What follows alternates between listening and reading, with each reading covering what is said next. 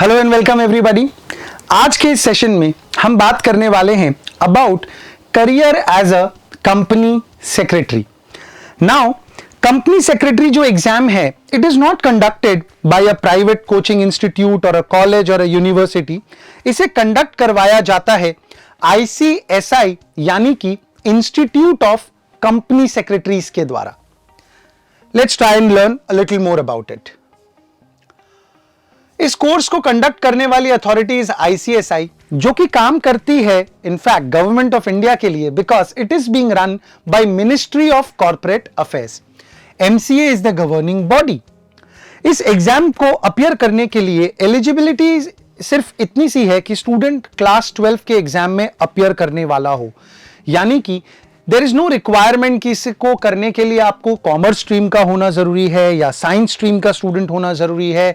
Arts, humanities, commerce, किसी भी stream के स्टूडेंट आप हों, आप इस एग्जाम के लिए एलिजिबल हैं। 3 स्टेजेस इस एग्जाम में होती हैं। पहली स्टेज CSEET, दूसरी स्टेज CS एग्जीक्यूटिव और तीसरी स्टेज है CS प्रोफेशनल। इन तीनों स्टेजेस के बारे में हम थोड़ी बात आगे करेंगे।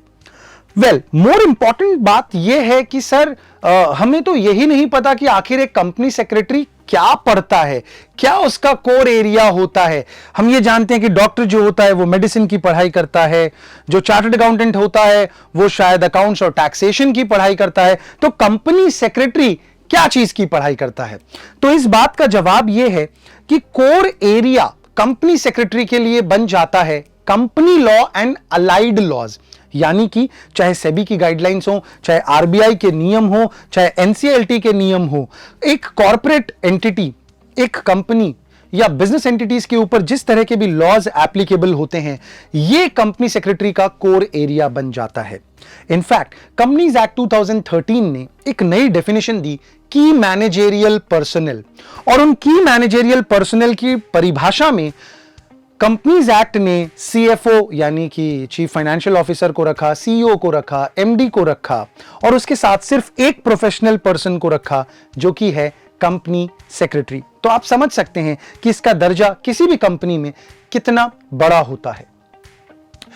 कोर्स ड्यूरेशन सिर्फ और सिर्फ 2 साल में जो नया सिलेबस अभी CSEET के साथ इंट्रोड्यूस हुआ है, उसके तहत आप लोग जो लोग क्लास 12 में पढ़ाई कर रहे हैं, आप लोग अगर चाहें तो इस एग्जाम को अपनी सेकेंड ईयर ग्रेजुएशन के खत्म होने से पहले कंप्लीट कर सकते हैं।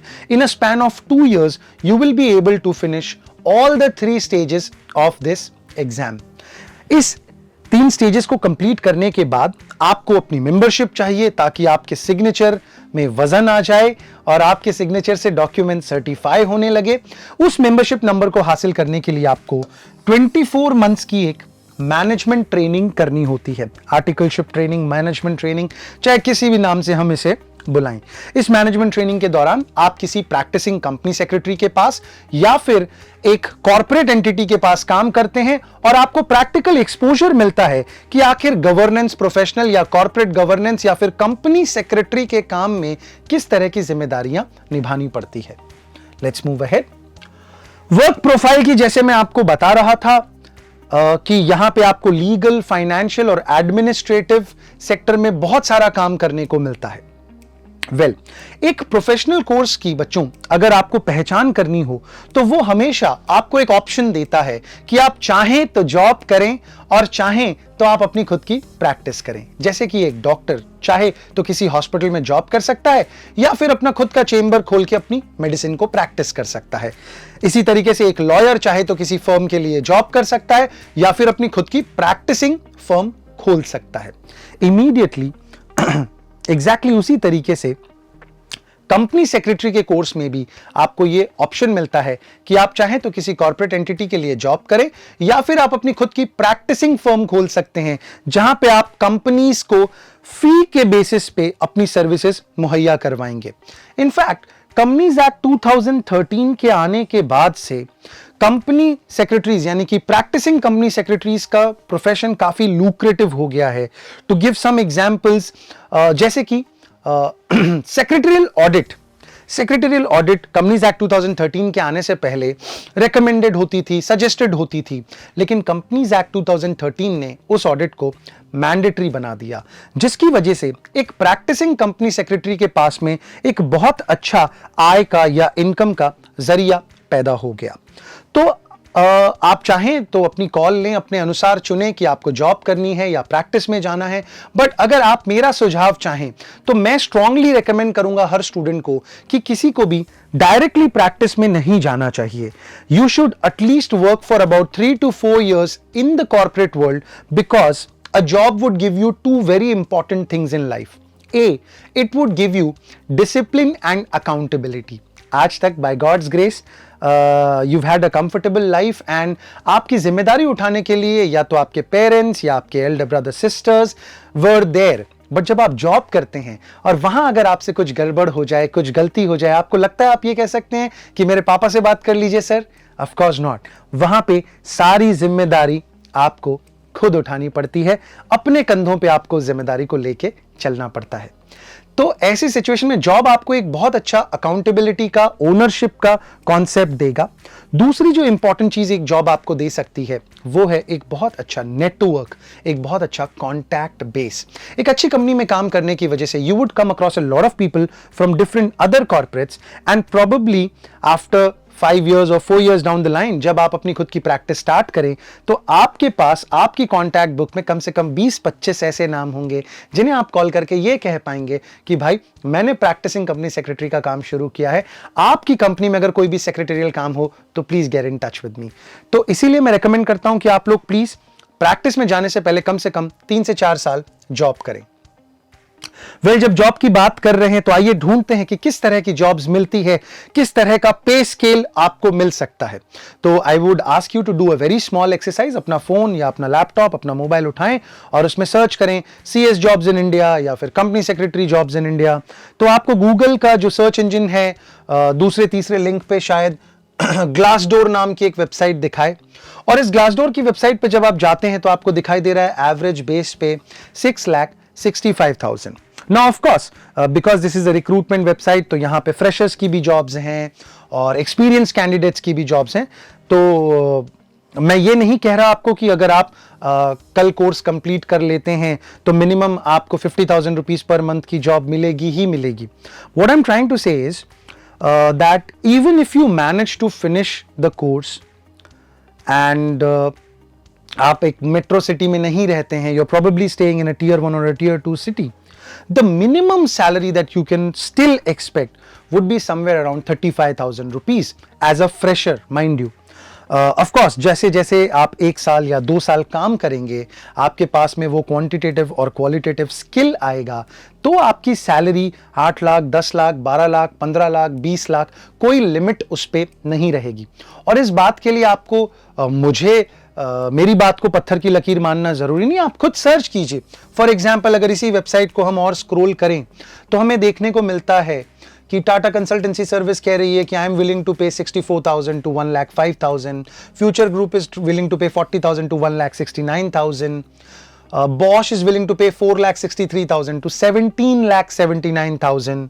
इसी तरीके से आप और आगे जाएंगे तो आपको और भी कंपनीज के नाम दिखाई देंगे, जैसे कि Reliance, Tata, Bosch, SBI, ITC, Shell, and the salary is going as high as 29 lakh to 31 lakh rupees, 24 lakh to 26 lakh rupees, 27 lakh to 30 lakh rupees. So you should probably not concentrate on what your neighbors have to say.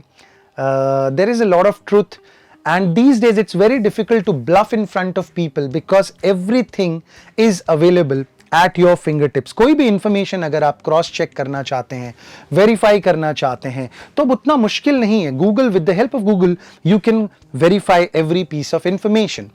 तो of course जब हमने ये establish कर लिया है कि jobs और salary में कोई परेशानी नहीं है, तो क्यों ना हम देखें। हाँ, एक बहुत इंपॉर्टेंट सवाल बहुत सारे स्टूडेंट्स का होता है, specially in the western part of our country, यानी कि गुजरात की स्पेसिफिकली बात करूं तो स्टूडेंट्स की ये बहुत ज़्यादा इच्छा होती है कि वो फ़ौरन फॉरेन चले जाएं। और फॉरेन जाने के लिए उनको ये होता है कि सर ये कोर्स करके क्या होगा, ये तो इंडियन गवर्नमेंट का कोर्स है, क्या इसकी कोई इंटरनेशनल रिकॉग्निशन भी है? तो आइए मैं आपको बताता हूं सीएस की इंटरनेशनल रिकॉग्निशन के बारे में।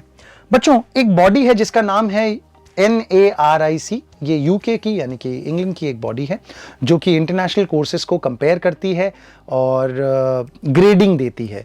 उनके द्वारा ये बताया गया कि सीएस कोर्स का अगर आप सिर्फ सेकंड स्टेज क्लियर कर लेते हैं, यानी कि सीएस एग्जीक्यूटिव अगर आपने क्लियर कर लिया, तो आपको यूके की क्वालिफिकेशंस के अनुसार या फिर यूएई की क्वालिफिकेशंस के अनुसार एक बैचलर यानी कि ग्रेजुएट का दर्जा दे दिया जाएगा।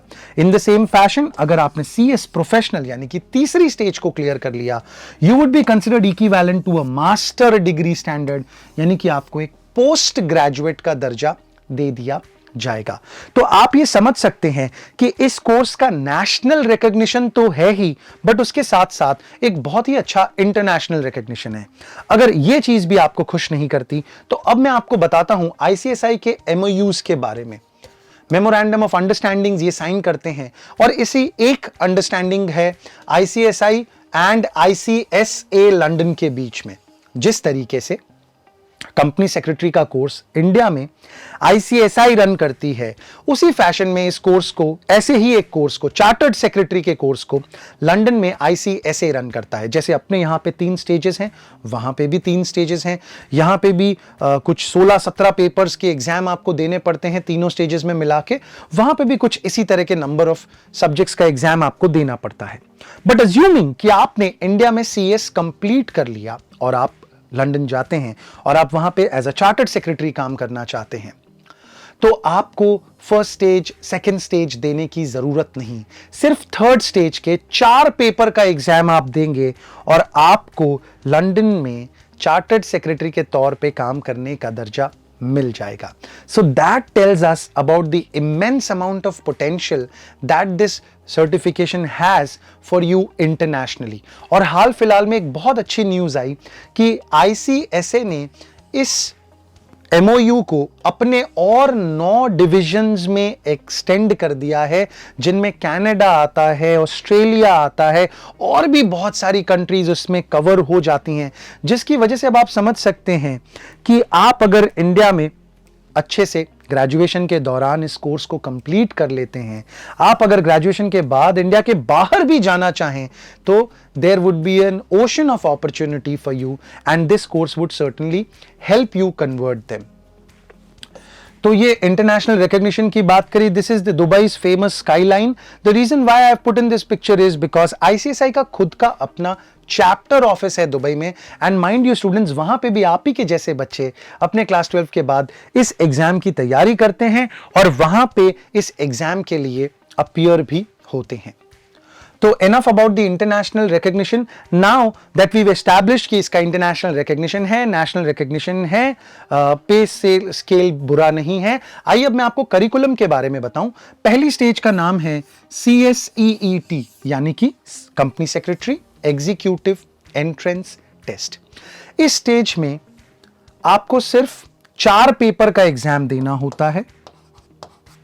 जैसे कि इसके नाम में एंट्रेंस टेस्ट था, तो आप समझ चुके होंगे कि इसमें आपको MCQ बेस्ड एग्जाम देना होता है। Not just that, it is in fact one of the earliest exam जिसे कि कंप्लीटली ऑनलाइन रखा गया है। तो ये एक completely online multiple choice question based exam है, जिसमें 4 पेपर्स होते हैं। किसी प्रकार की कोई नेगेटिव मार्किंग नहीं होती, यानी कि you get full marks for a correct question, and even if the answer that you given is incorrect, there are no deductions. Accountancy नहीं है, मैथमेटिक्स भी नहीं है। Specially this would come across as a big relief for a lot of students जिनको mathematics से या statistics से या अकाउंटेंसी से बहुत भय है या डर लगता है। तो आपको मैं बता दूं कि सीएस के किसी भी स्टेज में आपको मैथमेटिक्स पढ़ने की बिल्कुल भी जरूरत नहीं पड़ेगी।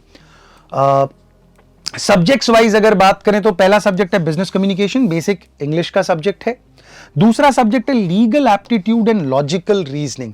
यह सब्जेक्ट कहीं ना कहीं इस कोर्स की आत्मा है, क्योंकि आपको, जैसा मैंने बताया कि सीएस का कोर एरिया है corporate laws and allied laws, तो बहुत ज्यादा जरूरी हो जाएगा आपके लिए लॉ में एक बहुत अच्छी नींव, एक बहुत अच्छा फाउंडेशन बनाना। और ये फर्स्ट स्टेज से ही अगर आप उसको वो इंपॉर्टेंस, वो तवज्जो दें, तो आपको बहुत आसानी होगी आगे के स्टेजेस में। इसका दूसरा हिस्सा इज लॉजिकल रीजनिंग, जो कि बहुत ही इंटरेस्टिंग, बहुत ही प्रैक्टिकल क्वेश्चंस आपको पूछे जाते हैं उसमें। इसका बहुत हाई लेवल का एग्जाम शायद कैट, जीमैट और क्लैट और इस तरह के एंट्रेंस एग्जाम्स में होता है। अपने यहाँ पे उसका बहुत ही एलिमेंट्री वर्जन, बहुत ही बेसिक वर्जन होता है, और इनफैक्ट अपने स्टूडेंट्स के लिए एक बहुत ही अच्छा स्कोरिंग एरिया है। तीसरा subject economics and business environment है, जिसके बारे में आप लोग बहुत अच्छे से जानते हैं क्योंकि आपने 11 और 12 में कहीं ना कहीं इन सब्जेक्ट्स को बहुत अच्छे से देखा है। चौथा सब्जेक्ट है करंट अफेयर्स। ये मेरे लिए पर्सनली एक बहुत ही फेवरेट सब्जेक्ट है for a very simple reason, because I would want, और मैं कहीं ना कहीं ये जानता हूं और आप लोग भी ये जानते हैं, अगर आप लोग अपने दिल पे हाथ रख के इस बात का जवाब दें, लास्ट आपने बच्चों न्यूज़पेपर कब पढ़ा था? And when I say newspaper, I am not talking about Ahmedabad Times, Mumbai Times और Kolkata Times. I am talking about the real newspaper, जिसमें बिजनेस की, पॉलिटिक्स की न्यूज़ होती है। हम कहीं ना कहीं उसे नहीं पढ़ते हैं और हम उसके बारे में कुछ जानते भी नहीं हैं। बट बच्चों, एक स्टेज तक इन चीज़ों को ना जानना इज़ ओके, बट अब आप धीरे धीरे बड़े हो रहे हैं, जॉब वर्ल्ड की तरफ आगे बढ़ रहे हैं, तो कहीं ना कहीं it's a very good opportune time for you to read up all of that and brush up your knowledge. और स्पेशली जब आपके एग्जाम में आने वाला है, तो by default you have double motivation to study that. And plus जब आप ये लेक्चर्स अटेंड करेंगे, you will fall in love with this subject, because इतनी ज्यादा इंटरेस्टिंग बातें आपको यहां पे सीखने को मिलेगी कि मजा आ जाएगा। चलिए, जो आपका सेकेंड स्टेज है CS एग्जीक्यूटिव। ऑफ कोर्स मैं आज जो ये मैं शूट कर रहा हूं, बेसिकली इसके पीछे आइडिया था कि आप क्लास 12 के बाद क्या ऑप्ट कर सकते हैं, नहीं ऑप्ट कर सकते, तो मैं बहुत ज़्यादा डिटेल में सेकंड और थर्ड स्टेज को टच नहीं कर रहा हूं। बस एलिमेंट्री चीज़ें बता दूं कि इसमें 8 पेपर होते हैं, जिनको 2 मॉड्यूल्स में डिवाइड किया गया है, जिनमें से 3 सब्जेक्ट्स MCQ होंगे, अगेन मल्टीपल चॉइस क्वेश्चन होंगे, और 5 पेपर जो हैं वो डिस्क्रिप्टिव होंगे, यानी कि थ्योरेटिकली आंसर्स, आपको सब्जेक्टिव आंसर्स वहां पे लिखने पड़ेंगे। अच्छी चीज ये है कि जो तीनों MCQ पेपर्स हैं वो बेसिकली प्रैक्टिकल पेपर्स हैं, जैसे कि accountancy, taxation, cost and financial management. Now why is this such a good thing is because ये जो सब्जेक्ट्स के नाम मैंने आपको बताए, कुछ स्टूडेंट्स को इनमें बहुत डर लगता है कि सर हमें 20 नंबर का क्वेश्चन पूछ लिया जाता है, हमारी तो बैलेंस शीट कभी टैली ही नहीं होती सर, कोई भी छोटी सी गलती हो गई कि कंप्लीटली आंसर कभी सही आ ही नहीं सकता। बट जब ये सेम चीजें आपको MCQ के पैटर्न में पूछी जाएं, तो आप ये समझिए कि 1 नंबर का एक क्वेश्चन आपसे पूछा जाएगा, तो at the same time 20 topic या 20 कॉन्सेप्ट्स एक साथ आपको लगाने नहीं होंगे। हर क्वेश्चन में 1 या 2 टॉपिक के ऊपर आपको लॉजिक लगा के उसका आंसर निकालना होगा, जिसकी वजह से it's relatively very very easy to score in these papers. Exam साल में 2 बार लिया जाता है CS एग्जीक्यूटिव का, जून और दिसंबर के महीने में। CS प्रोफेशनल जो थर्ड स्टेज है, उसमें 9 पेपर होते हैं, जिनको 3x3 के 3 मॉड्यूल्स में डिवाइड किया गया है। इन 9 पेपर्स में से 2 पेपर ओपन बुक टेस्ट होते हैं। ओह माय गॉड, यानी कि आप किताब लेके जा सकते हैं और अपने आंसर्स को लिख सकते हैं। बट ये कहने और सुनने में जितना आसान लगता है, शायद उतना आसान नहीं होता। हालांकि आपको बुक ले जाने की परमिशन होती है, बट ऑफ कोर्स यहां पे वो आपसे डायरेक्ट डेफिनेशंस या टेक्सचुअल आंसर्स नहीं मांगते। यहां पे वो आपसे केस स्टडी को सॉल्व करने का स्किल चेक करते हैं कि आपको अगर सर्टेन सेट ऑफ इंफॉर्मेशन दे दिया जाए तो आप उसे कैसे प्रोसेस करेंगे और आंसर को लिखेंगे। अपने आप में बहुत इंटरेस्टिंग पेपर्स हैं, but there is a long long time before we reach that stage. तो एक बार के लिए इतनी नॉलेज इस बारे में काफी है। इसका भी एग्जाम साल में 2 बार कंडक्ट किया जाता है। Now there are certain myths associated with this exam कि सर हमने तो सुना है कि इस एग्जाम को क्लियर करने के लिए 14 घंटे दिन में पढ़ना पड़ता है। ऑब्वियसली नॉट, ऑफ कोर्स 14 घंटे दिन में पढ़ने की कोई जरूरत नहीं है। देखिए, मैं अपने हर स्टूडेंट को एक बहुत सिंपल सी बात समझाता हूं कि आप जब भी क्लास में आते हैं तो आपको क्लासरूम में टीचर एक ब्रिक, एक ईंट दे देता है, और आप क्या करते हैं कि घर पे जाके उसको सजा देते हैं।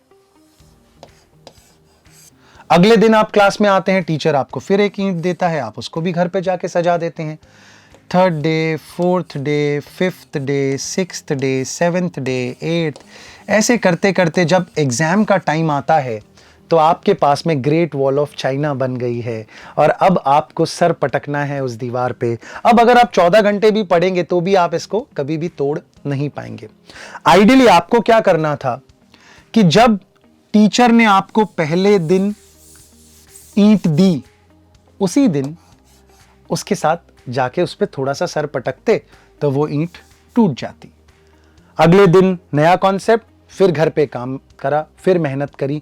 इस तरीके से अगर आप ग्रेजुअली डेली पढ़ाई करते हैं अच्छे से, तो एग्जाम वाले दिन आपके पास ग्रेट वॉल ऑफ चाइना नहीं होता है। और आप अगर 2 से 4 घंटे रिलीजियसली पढ़ाई करते हैं तो आपको इस एग्जाम को ना सिर्फ आप क्लियर कर पाएंगे बट आप इसमें नेशनल रैंक भी स्कोर कर पाएंगे, राइट? तो ये बिल्कुल बकवास है। दूसरा एक क्वेश्चन होता है कि सर मेरे पड़ोसी के चाचा के मामा के बेटे के भाई के जीजा के नेबर ने ये कोर्स किया था सर और उससे नहीं हुआ, यानी कि बहुत मुश्किल है। Now of course that is not a very good way to approach for your career. अगर आप जेन्युइनली जानना चाहते हैं कि ये एग्जाम बहुत मुश्किल है तो प्लीज ऐसे लोगों से बात कीजिए जिन्होंने या तो इस कोर्स को क्लियर किया है या फिर जो इसके बारे में जेन्युइनली कुछ जानते हैं।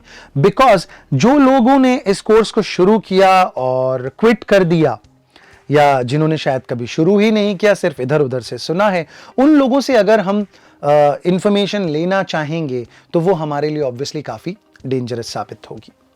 Next, it's better to start such courses after graduation. Now, this is a very big myth which a lot of parents and students have कि नहीं अभी तो आप ग्रेजुएशन पे फोकस करो, ग्रेजुएशन के बाद ये सब कर सकते हैं।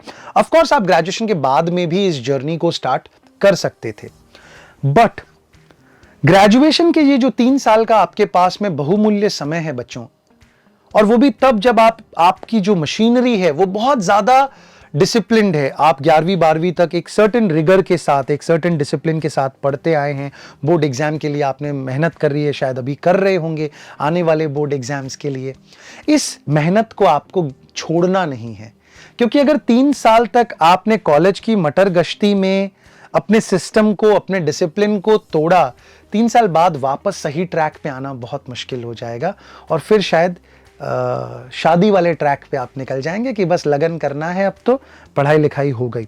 तो मैं आपको बहुत स्ट्रांगली रेकमेंड करूंगा कि एक बहुत ही अच्छा optimum utilisation of your time है। बिकॉज कॉमर्स में जो भी आप ग्रेजुएशन चूज करें, चाहे वो बीबीए हो या बीकॉम हो, उनका एकेडमिक रिगर उतना ज़्यादा नहीं होता कि आपका पूरा दिन उसमें चला जाए। तो आपको 12th के बाद ही डेफिनेटली इस तरह के कोर्सेज स्टार्ट करने चाहिए, ताकि आप कॉलेज कंप्लीट करने से पहले इनके सारे स्टेजेस को कंप्लीट कर लें। और जब बाकी लोग कॉलेज के बाद ये सोचना स्टार्ट करें कि अब मुझे क्या करना चाहिए, किस दिशा में जाना चाहिए, तब तक आप ये फिगर आउट करें कि आपको किस कंपनी में काम करना है या ट्रेनिंग करनी है, राइट? अच्छा, कुछ लोगों को ये भी डाउट होता है कि सर इसके शायद कुछ मिनिमम परसेंटेज रिक्वायरमेंट होंगे कि 12th में 60% आएगा तो ही आप ये एग्जाम के लिए एलिजिबल होंगे। ऐसा कुछ भी नहीं है बच्चों। If you manage to clear your class 12 exams, you are eligible to appear for CSEET। तो इस तरह के मिथ्स को तोड़ने के बाद में if I had to conclude and summarize and give you some of the reasons why you should go for this exam, there's optimum utilization of your graduation years. ये जो 3 साल का समय है, आप इसका बेहतर utilization कर पाएंगे. There is a very good return on investment in this course because unlike a lot of other courses, इसका because it is not run by a private college or anything, तो इसकी फीस वैसी नहीं है कि आपको 15 लाख 20 लाख खर्च करना पड़े। इस पूरे कोर्स को करने के लिए coaching fees and notebook and calculator और पेन और रजिस्ट्रेशन सब कुछ भी मैं इंक्लूड कर लूँ तो आप 1.5 लाख रुपए का खर्च करेंगे शायद 3 साल या 2 साल के दौरान, और आप बहुत अच्छी जॉब्स इसके बाद हासिल कर सकते हैं। So if you look at it, there is a very good return on investment. Third, national and international recognition, हम इस बात को कवर कर चुके हैं। एंड अनदर थिंग कि ये बहुत सारे ग्रेजुएशन के सब्जेक्ट्स को कॉम्प्लीमेंट करता है।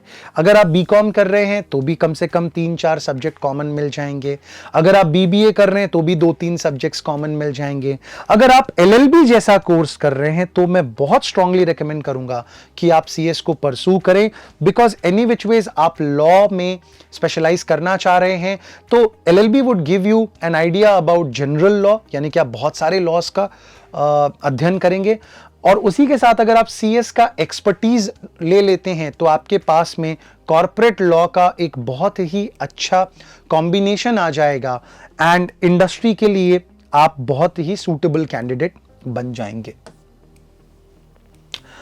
Well, at the fag end I would want to say कि थोड़ा समय लें इस डिसीजन पे आने के लिए कि आपको क्या करना चाहिए। अपने आप से बात करें, अगर पेरेंट्स इस चीज़ को देख रहे हैं तो अपने बच्चों से बात करें, प्रयास करें कि आप उनकी स्ट्रेंथ वीकनेस को समझें, स्वॉट जिसे हम कहते हैं, स्ट्रेंथ वीकनेस अपॉर्चुनिटी थ्रेट्स, उन्हें कहें कि बेटा एक कागज़ लो और उसके 4 क्वाड्रेंट बनाओ और उसमें अपनी स्ट्रेंथ वीकनेस और तुम्हारी नज़र में क्या अपॉर्चुनिटी और थ्रेट तुम देखते हो ये लिखो। ऑब्वियसली यहाँ पे हम बहुत ही अकेडमिक सेंस में बात कर रहे हैं, तो कौन से सब्जेक्ट्स उनको अच्छे लगते हैं, किन में उनके लिए स्कोर करना आसान है, इन सारी चीज़ों को पता करने के बाद हम शायद एक अच्छा निर्णय ले पाएंगे। And most importantly, reach out to your seniors, teachers. आप जिस कोचिंग क्लास में जाते हैं उन टीचर्स से बात करें। आप अगर किसी स्कूल, किसी कॉलेज में किसी सर के बहुत क्लोज हैं तो उनसे भी राय ले सकते हैं। एंड अगर और कुछ नहीं समझ में आता है, reach out to me, you can mail any of your queries to me at ddinstitutecs@gmail.com। तो I would be more than happy to help you out. अगर इस कोर्स के बारे में कुछ और क्वेश्चंस हैं तो मैं इसका जो कोर्स का ब्रोशर है वो इस वीडियो के डिस्क्रिप्शन में अटैच कर रहा हूँ, उसकी लिंक, तो आप उसे भी डाउनलोड कर सकते हैं, उसे पढ़ सकते हैं। उसके अलावा अगर आपको कुछ और जानना है तो आप मुझे यहाँ पे मेल कर सकते हैं, you can get in touch with me, या फिर probably you can leave your questions in the comment section and I would be more than happy, my team would be more than happy to answer them for you. This gives a lot of pride to me that we've been working in a very small city called Vadodara, but in spite of that we've been able to produce some fantastic results for company secretary examination. Last year I had a student Ruchi Agarwal and she scored all India rank 2. Mind you, सिर्फ 25 बच्चों को national ranks मिलती हैं और बहुत सारे students इसको all over India, Delhi, Mumbai, Bangalore, Calcutta, Chennai, न जाने कहाँ कहाँ से इस एग्ज़ाम में अपीयर करते हैं। वहाँ पे we had all India rank 2, all India rank 8, all India rank 11, 17। These are all from the same batch, these are all from the same batch. ये 5 बच्चों ने एक ही बैच से ऑल इंडिया रैंक स्कोर करे थे। इसके अलावा भी in the past I've had all India rank 3, 7, 12, 16, यानी कि in the past 6 years if I am to quantify, we've helped more than 50 students score all India ranks from this small little city जिसे हम संस्कार नगरी कहते हैं, संस्कारी नगरी कहते हैं। तो वडोदरा जैसे छोटे से शहर से if we've been able to get so many all India ranks, obviously हम शायद कुछ ना कुछ सही कर रहे हैं। तो अगर आपको लगता है कि आपकी इस जर्नी में मैं आपकी कोई सहायता कर सकता हूं, मैं आपकी कोई मदद कर सकता हूं, please reach out to us and we'll be more than happy to help you out. We have our own app which is available on iOS as well as Android. हम जूम के माध्यम से ऑनलाइन लेक्चर्स भी लेते हैं। Of course Baroda शहर में we would be able to offer physical coaching, but अगर आप कहीं भी और रहते हैं और आपको एक अच्छी कोचिंग क्लास उपलब्ध नहीं है अपने आसपास, reach out to us, we'll be more than happy to help you out. Thanks a lot. I've given my contact details. You can take a screenshot, you can jot down those numbers and you can reach out to us. Till then, stay cool, stay amazing, and most importantly, all the very best to all the class 12 students who are going to appear for their board exams. May you crack the exam. Bye-bye.